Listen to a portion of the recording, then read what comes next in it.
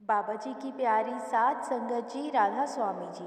संगत जी, जैसे कि हम सब जानते हैं कि अभी बाबा जी हिंदुस्तान के बाहर हैं और इन दिनों में बाबा जी ने कनाडा की संगत को दर्शन दिए और उनके साथ सवाल जवाब ही किया। कनाडा में संगत के साथ हुए सवाल जवाब मैं आप सबके साथ साझा करने जा रही हूँ।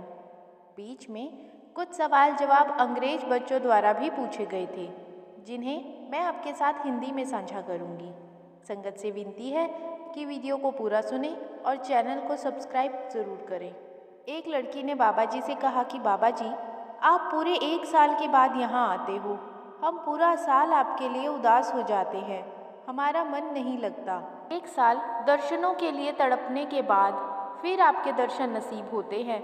तब बाबा जी ने उसे समझाया कि बेटा जी, जिन्हें आप दर्शन समझ रहे हैं वह असली दर्शन नहीं है। असली दर्शन तो वह हैं जो अंदर से किए जाएं। इन बाहरी दर्शनों से मुक्ति नहीं मिलेगी। फिर एक भाई ने पूछा बाबा जी से कि बाबा जी, जैसे कि कहा जाता है कर भला तो हो भला, तो क्या बाबा जी किसी का भला करने से हमें मुक्ति मिल सकती है? तब बाबा जी ने उसे समझाया कि किसी का भला करने से आपके कर्म अच्छे बनते हैं।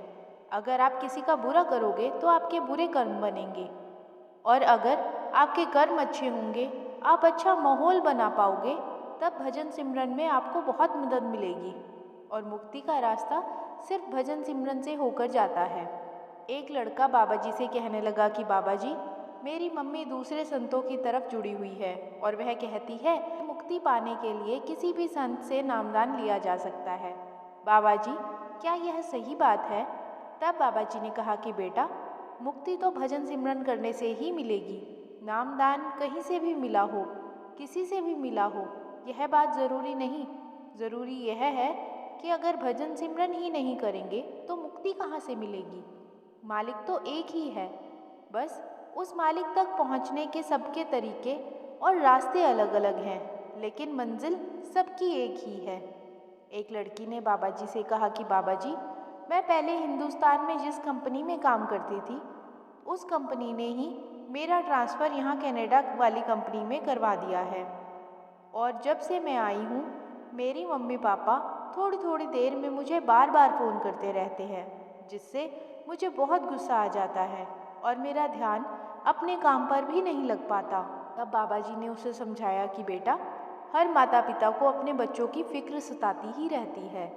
वह आपकी चिंता करते हैं, इसलिए आपको बार बार फ़ोन करते हैं। आपको गुस्सा नहीं करना चाहिए। माँ बाप का दर्जा तो भगवान से भी ऊपर का होता है। आप अपने माता पिता को अपने काम के बारे में बहुत अच्छे से और प्यार से समझाइए।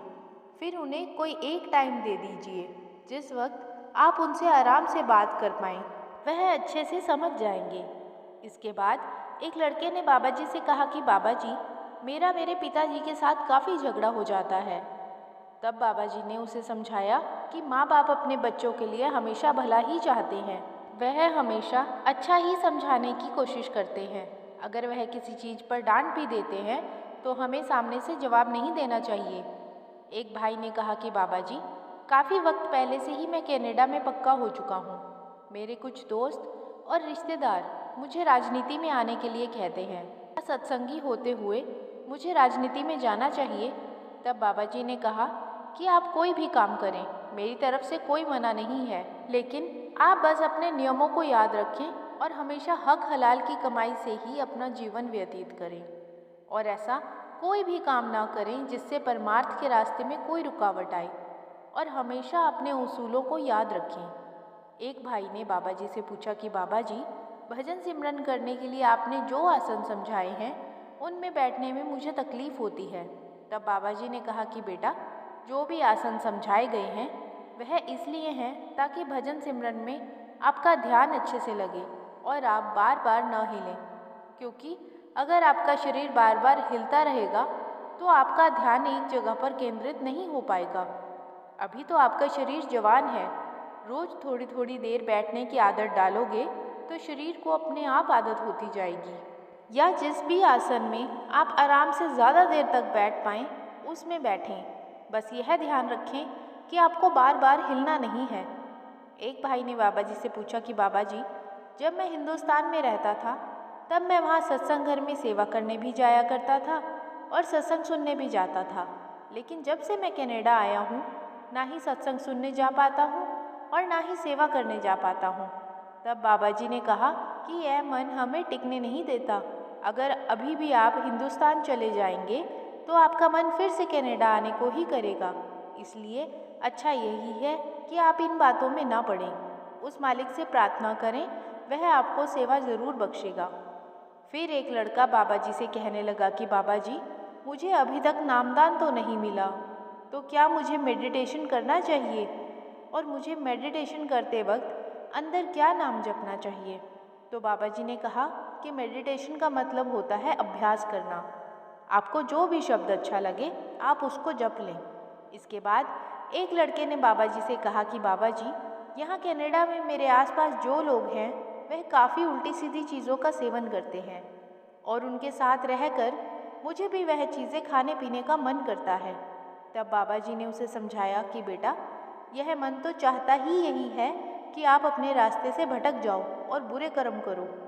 और भूख मिटाने के लिए तो रोटी और सब्जी भी बहुत होती है। अगर दूसरों की देखा देखी गलत रास्ते पर चलोगे तो कर्मों का बोझ तो खुद को ही उठाना पड़ेगा। तब एक लड़का बाबा जी से कहने लगा कि बाबा जी, मुझे हिंदुस्तान से कनाडा आए 5 महीने हो चुके हैं और अभी तक मुझे यहाँ कोई नौकरी नहीं मिल पाई। यहाँ पर किसी बड़ी पहचान वाले का नाम लेने पर जल्दी काम मिल जाता है। तो क्या बाबा जी, मैं अब जहाँ नौकरी के लिए जाऊँ वहाँ आपका नाम ले दूँ? तो बाबा जी और सारी संगत यह सुनकर बहुत हंसी और बाबा जी कहने लग गए कि बेटा, आप काम कहीं भी करो, वहाँ मेहनत तो आपको ही करनी पड़ेगी। फिर एक बुजुर्ग बीबी ने बाबा जी से कहा कि मेरे बच्चे नॉनवेज खाते हैं और मैं उन्हें कितना भी समझा लूँ वह नहीं मानते। तब बाबा जी ने कहा कि आप उन्हें प्यार से समझाने की कोशिश कीजिए। अगर वह नहीं समझते और तब भी नॉनवेज खाते हैं तो वह अपने कर्म बुरे कर रहे हैं और जिसका बोझ उन्हें ही उठाना पड़ेगा।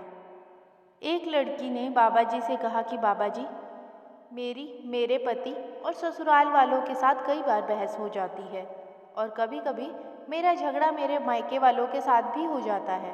तब बाबा जी ने हंसते हुए कहा कि बेटा, आप अपने पति के साथ जितनी मर्जी लड़ाई कर लो, लेकिन परिवार के बाकी लोगों के साथ कोई बहस मत किया करो। एक लड़के ने बाबा जी से कहा कि बाबा जी, मेरे मन में जो भी सवाल होता है मुझे पहले से ही पता होता है कि आप उसका क्या जवाब दोगे, क्योंकि मैंने अब तक हुए आपके सारे सवाल जवाब सुने हुए हैं। यह सुनकर बाबा जी हंसने लगे और बाबा जी ने कहा, फिर अब मेरी यहाँ आने की क्या ज़रूरत, तू ही मेरी जगह पर आकर बैठ जा। यह सुनकर सारी संगत हंस पड़ी। संगत जी, यह थे बाबा जी के सवाल जवाब जो कि बाबा जी और संगत के बीच कनाडा में हुए थे। आपको वीडियो अच्छी लगी हो तो कमेंट बॉक्स में राधा स्वामी जी जरूर लिखें। वीडियो को लाइक, शेयर और चैनल को सब्सक्राइब ज़रूर करें। राधा स्वामी जी।